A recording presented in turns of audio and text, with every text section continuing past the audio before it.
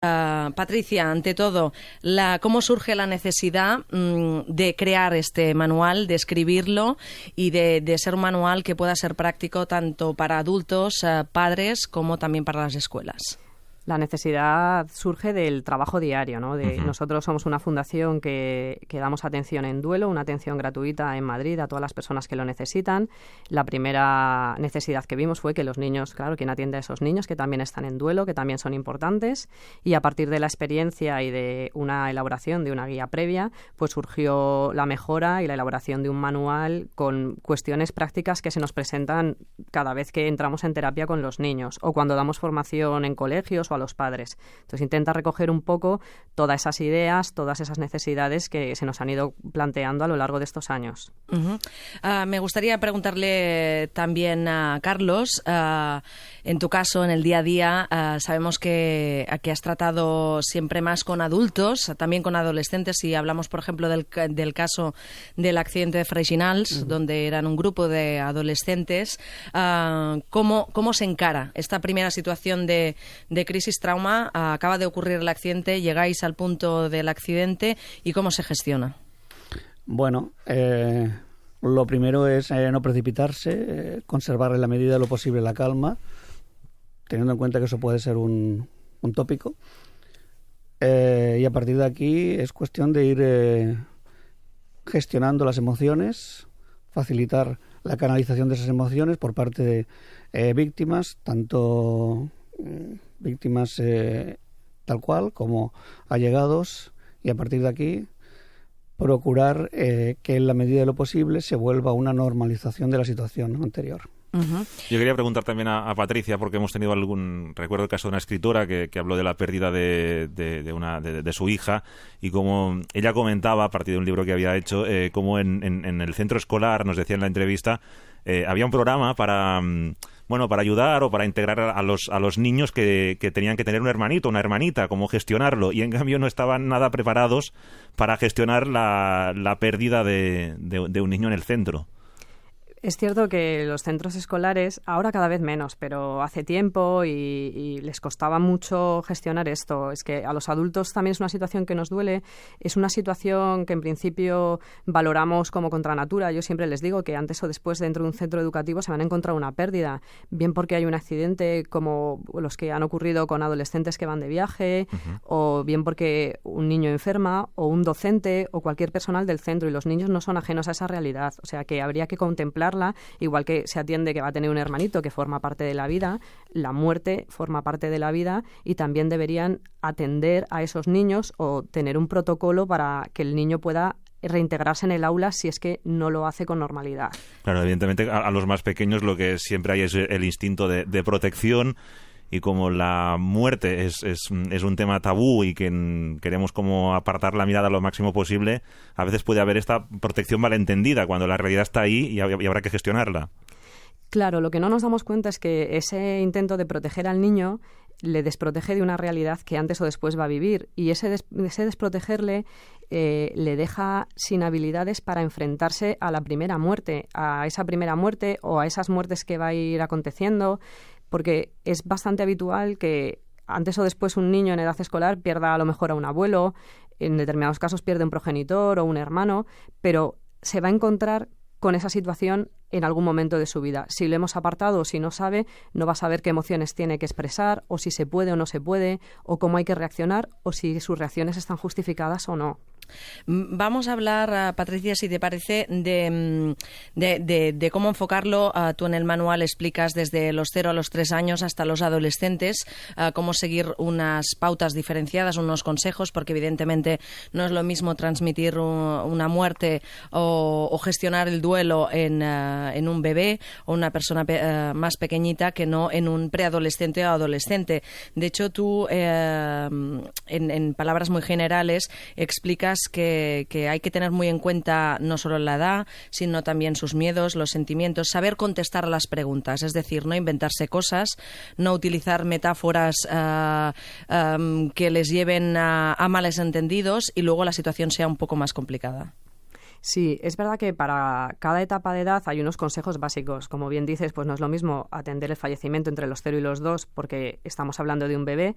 Lo que pasa es que la gente piensa que el bebé no se está enterando y el bebé lo primero que percibe es ausencia. Y eso hay que atenderlo y hay en la medida de lo posible que solucionarlo. Luego es verdad que hay que adaptarse a la edad del niño. Y efectivamente eso que dices de evitar las metáforas es fundamental, pero porque genera una sensación como de reencuentro, ¿no? Estamos muy acostumbrados en España a decir está en un lugar mejor, el abuelito se ha ido, ha subido al cielo, pero claro, los niños hasta los 6 años, el cielo que entienden es una línea que separa lo azul de lo verde que es la hierba. Entonces, al final ha subido al cielo, parece que el abuelito está pues en un sitio, en una nube, y de hecho muchos te preguntan, ¿y cuándo baja?, ¿no? Entonces, quizá no hay que responder a todas las preguntas perfectamente porque seguramente no sepamos, pero sí hay que intentar explicarle al niño los conceptos básicos adaptados a su edad, ¿no? Y con conceptos básicos, en preadolescentes y adolescentes, las explicaciones son muy parecidas a las adultas, ¿no? Uh-huh. El niño, me imagino que Carlos coincidirá, que el niño lo entiende todo y además las emociones son muy parecidas. Ya no hay que fijarse tanto en sus miedos. Lo que pasa es que siempre va a haber miedo a perder a otros familiares, claro, a quedarse solo o incluso a morir ellos mismos. Carlos. Sí, primero, hola Patricia, buenos días. Hola, buenos días. Felicidades por el trabajo que has hecho. Muchas gracias. Preguntar lo que decía Patricia, ¿no? Escoger no solo las palabras adecuadas a cada edad, sino también importante, que Patricia también lo explica en el manual, el lugar, ¿no? Escoger quizás un sitio tranquilo, acogedor, donde ese niño, ese adolescente pueda estar tranquilo con aquella persona que le tiene que transmitir esa mala noticia. Es importante considerar esos aspectos del quién, del cuándo y del cómo y el lugar, ¿no? Aspectos básicos para luego poder empezar a elaborar un duelo de forma adecuada. El tono de voz también es importante, ¿no? Sí, el tono de voz es importante. Es importante transmitir tranquilidad en la medida de lo posible, o dicho de otra forma, no hay que transmitir en ningún caso, en la medida de lo posible, la ansiedad, aquello que llevas dentro. Porque si transmites ansiedad, luego no puedes pretender que la situación sea una situación de elaboración pausada o de elaboración tranquila o de elaboración controlada. Uh-huh.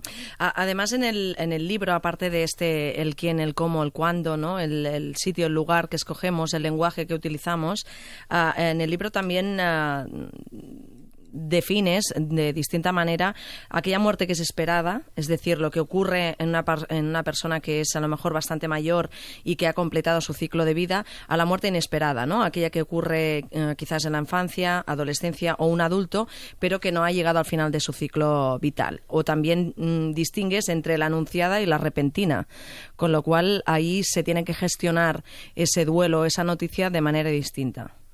Claro, cuando existe la posibilidad de anticipar la muerte, los niños, sobre todo los más pequeños, ¿no?, funcionan mucho mejor si saben lo que va a ocurrir. Si ellos pueden prever, si ellos pueden ver el deterioro. O sea, lo que no tiene mucho sentido es el abuelito enferma o papá se pone malito, se saca al niño del hogar y al cabo de 4 meses lo que ve es un deterioro en el que no reconoce ni a papá ni al abuelito. No, es bueno ver la progresión. Entonces, si se puede prever, es cierto que al niño le facilita, lo ve. Los niños son mucho más naturales y lo ven de manera natural. El problema, claro, es lo que decía Carlos, ¿no?, de una muerte imprevista, ¿no?, que a veces nuestras reacciones como adulto pues son con unas emociones muy extremas, que es un poco la ansiedad que él describe.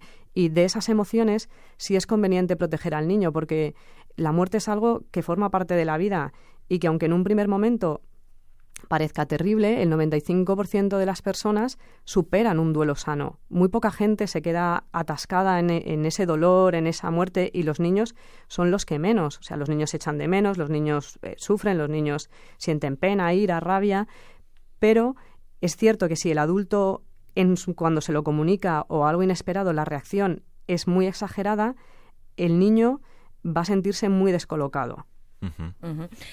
Por ejemplo, Carlos, en recordemos estos adolescentes o en estos casos en que habéis trabajado en traumas, crisis o shocks, que evidentemente las reacciones primerizas son esas reacciones que comentaba también Patricia, de extremas, ¿no? Ese dolor intenso, ese lloro, ese grito que sale y que también hay que canalizarlo o dejarlo expresar, evidentemente, pero canalizarlo para poder ir hacia una cada vez mayor tranquilidad.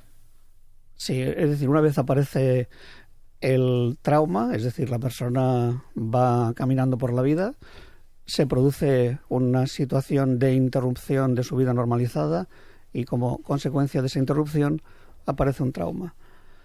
A partir de aquí, ese trauma hay que trabajarlo.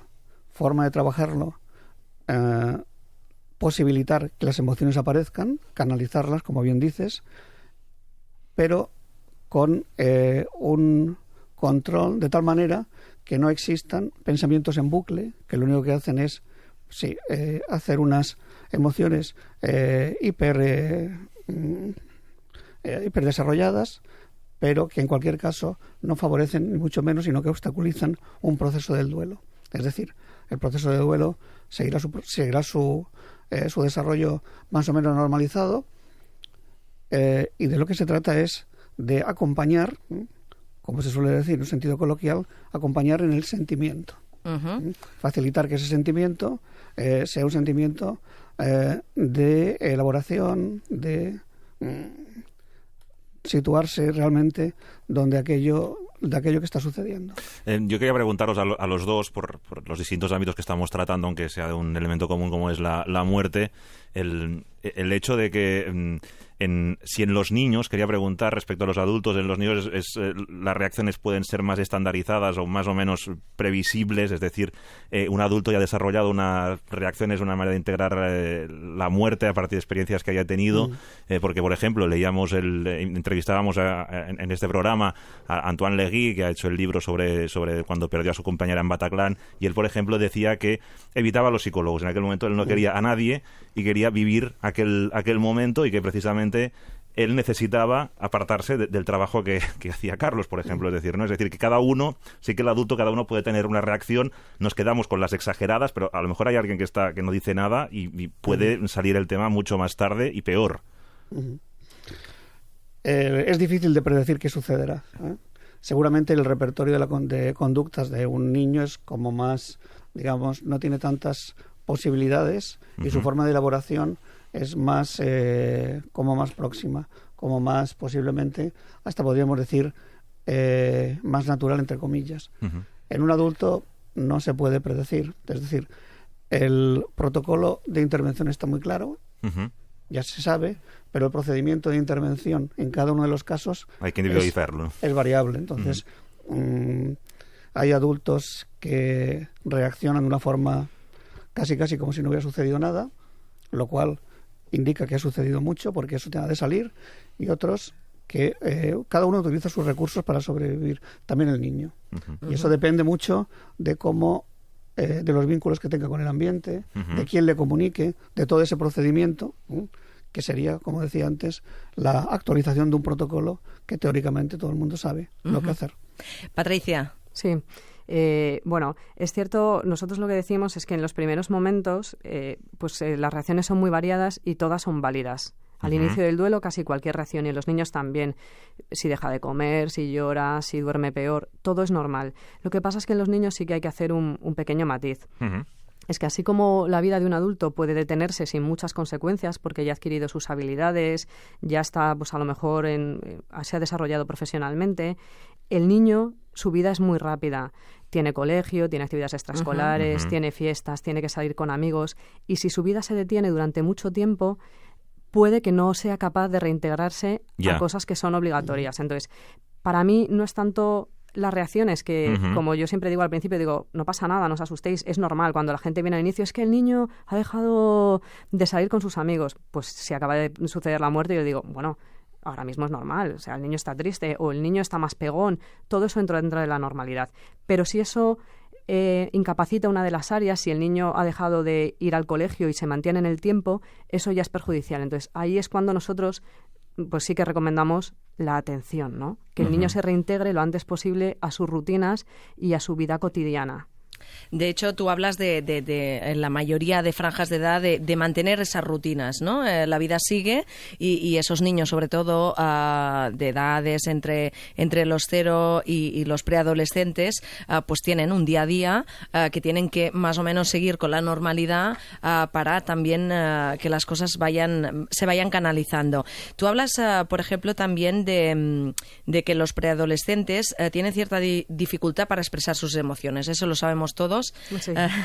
Les ayuda mucho que les expliquen no solo que las lágrimas expresan tristeza, porque hay quien llora sin lágrimas. Es decir, todas aquellas reacciones incluso de ira, de rabia, de no entender, de castigar al más próximo por todo aquello que está pasando porque no lo acaban de asimilar. Claro, tanto preadolescentes como adolescentes son más reacios a la expresión emocional, ¿no? Ellos piensan que van a ser distintos, que quizá el grupo les va a tachar de blanditos o de algo así, pero en realidad lo que pasa es que les duele. Y es mucho más frecuente encontrarse lo que decís, ¿no? La ira. Normalmente nosotros le decimos que la expresión es libre, ¿no? Cada uno puede expresar cómo se sienta, pero sí recomendamos a los padres que les dirijan a lo que ellos creen que están pasando, ¿no? O sea, estás enfadado, has roto la puerta, me parece que lo que estás es muy dolido porque papá ha fallecido, porque te sientes mal. Dirigirle a lo que realmente pensamos que está pasando, no dejarles en una emoción que quizá es destructiva o que quizá puede generar daño a otros o que puede hacer que sus amigos se alejen, sino decirle, oye, lo que no va a ser, a lo mejor lo que te está pasando es que estás enfadado porque estás muy triste o que estás enfadado porque echas de menos o porque te sientes solo o porque estás asustado y no sabes lo que va a pasar. También en el libro, y también me gustaría que nos lo contestara Carlos, se habla de que les dejemos participar a cierta edad, está claro, en las rutinas, sea del hospital o del duelo y la muerte, es decir, pues un funeral, un homenaje, un recordatorio, sea en un grupo, como hablábamos de estos adolescentes, o sea ya a nivel individual de un familiar que te ha dejado. Sí, es importante que el niño participe de todos los rituales funerarios cuando se produzcan. Se ha de sentir como que forma parte de ese grupo y que no es excluido. Eso, junto a la información adecuada, un acompañamiento como ha de ser, facilita el salir adelante. Pero eso es básico. No excluirlo, no decir, porque tiene esa tendencia a decir, bueno, pues ahora lo llevamos a casa de los tíos. Y ya está. Y ya luego, cuando vuelve a su casa, pregunta y dice, aquí, ¿dónde está la persona? Y entonces, no, eso es mejor que participe.